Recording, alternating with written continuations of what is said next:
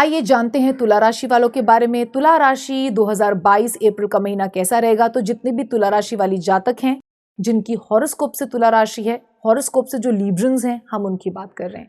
Please इनको sun sign से आपने कंफ्यूज नहीं करना। तो आइए जानते हैं अप्रैल का महीना 2022 आपके लिए कैसा रहेगा। तुला राशि वाले जातकों के लिए हम देखते हैं कि कुछ डिजायर्स ज्यादा बढ़ती हुई नजर आती हैं। एज इन आपके पास जितना है उससे संतोष कम होगा और जो नहीं है उसके प्रति असंतोष ज्यादा बढ़ जाएगा। और जैसे ही असंतोष बढ़ता है, जैसे ही लालसाएं हमारे जीवन में बढ़नी शुरू होती हैं, तो आते हैं क्लेश, तो आती है फ्रस्ट्रेशन, तो आते हैं संघर्ष और आती है डिससैटिस्फैक्शन। और ऐसी चीजें जो हमारे जीवन में अगर प्रवेश कर जाएं तो हमारे अच्छे खासे सुखद जीवन को भी भस्म कर देती हैं। हुआ क्या था, एक इच्छा प्रकट हुई, उस इच्छा को पाने के लिए आप संघर्ष करने लगे, लेकिन वो इस महीने पूरी होती नहीं नजर आती, जिस कारणवश आपकी फ्रस्ट्रेशन बढ़ेगी क्योंकि जो चाहिए वो हमें मिल नहीं रहा। हम उसके लिए उद्यम कर रहे हैं, परिश्रम कर रहे हैं, हमें मिल नहीं रहा। क्या मिल रहा है उसके बदले में?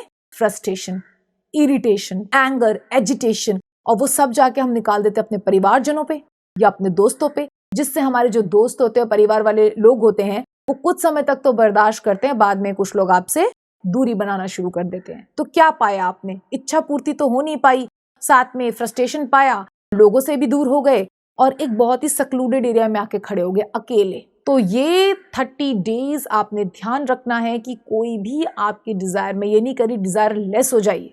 एकदम से ही किसी को इतना बड़ा उच्च पद नहीं मिल जाता अध्यात्म की दुनिया में कि एकदम से ही डिजायर से वो डिजायर लेस हो जाए। There are stages, there are stairs you have to walk on and तब धीरे धीरे उस लेवल पे पहुंचते हो। पर आपने इतना ध्यान रखना है बिफोर हैंड, अगर आपने प्रेडिक्शन सुन रहे हैं कि आपकी कोई एक ऐसी डिजायर जिसके लिए आप काफी समय से प्रयत्न कर रहे हैं, या इस महीने कोई नई डिजायर जो आपके जीवन में आई है वो पूरी नहीं होगी, निसंदेह रूप से वो पूरी नहीं होगी, तो उसके लिए खुद को क्लेश मत दीजिए। ये समझ लीजिए कि मैंने परिश्रम किया, परिश्रम कीजिए, परिश्रम करके उसको छोड़ दीजिए। अगर वो मिलता है ठीक, नहीं मिलता तो संतोष ही आपका की है इस महीने का। एक ऐसी चाबी है संतोष की जो पीस और हैप्पीनेस की तरफ एक दरवाजा खोलेगी। तो आपने पीस और हैप्पीनेस अगर मेंटेन करके रखना है तो सैटिस्फैक्शन, संतोष ही आपका धन है इस महीने। असली धन क्या है? संतोष। तो आपने अपने हृदय में कामनेस रखनी है। और अगर आपको मुश्किल हो रही हो तो आप अच्छी अच्छी बातें सुन सकते हैं। कितने सारे गुरु अच्छे अच्छे ज्ञान उपदेश करते हैं, उन्हें सुन लीजिए। अगर आप स्वयं बैठ के पढ़ नहीं सकते शास्त्रों की बातों को, पुराणों को, तो आप सुन लीजिए, भजन सुन लीजिए, स्तोत्रों को सुनिए। अब तो ये साइंटिस्ट ने भी बोल दिया है, it is been proven now, कि जब हम संस्कृत के श्लोकों को सुनते हैं या फिर किसी भजन को बड़े प्रेम में प्रभु के मग्न होकर सुनते हैं या गाते हैं, तो हमारे नर्वस सिस्टम में एक बहुत ही अलग से सुकून की वाइब्रेशन जाती है। नर्वस सिस्टम जो स्ट्रेस्ड होता है वो रिलैक्स होता है और आपको अच्छी नींद आती है। आपका conscious, unconscious mind, subconscious mind शांत होता है। आप जो हर वक्त सोच में लगे रहते हैं, आप फिजिकली तो सो जाते हैं लेकिन मेंटली हमेशा यू वर्किंग, वो थोड़ा शांत होता है। और उसमें जब आप शांत हो जाते हो तो पॉजिटिविटी का संचार होता है। ठीक है, that is important for you. वो आपकी इन डिजायर से, even if some illicit desires are there, जो आ जाती है मनुष्य के हृदय में, उससे आपको बचाएगा। ठीक है, तो आपने प्लीज इस बात का ध्यान रखना है। इस महीने थोड़ा सा अपने आप को नियंत्रित रखना है। आपने ये बात ध्यान रखनी है कि आप फीलिंग्स नहीं है, आप फीलिंग्स को कंट्रोल करने वाले हैं। जिस प्रकार आप गाड़ी नहीं है, आप गाड़ी को ड्राइव करते हैं, आपके पास स्टीयरिंग है, आपके पास गियर है, आप जो दिशा देंगे गाड़ी वहीं जाएगी। उसी प्रकार ये इमोशंस भी आपके अंडर होने चाहिए। ब्रेन हृदय से ऊपर दिया गया है, ब्रेन स्टीयरिंग है, उसको यूज करके इमोशंस को संचालित कीजिए और अपने शरीर रूपी रथ को, शरीर रूपी गाड़ी को सही दिशा दीजिए, अपने थॉट्स को सही दिशा दीजिए। ठीक है, तभी आपका यह महीना अच्छा निकलेगा। आपके क्रोध, आपकी फ्रस्ट्रेशन का भाजन कोई और व्यक्ति नहीं बनना चाहिए।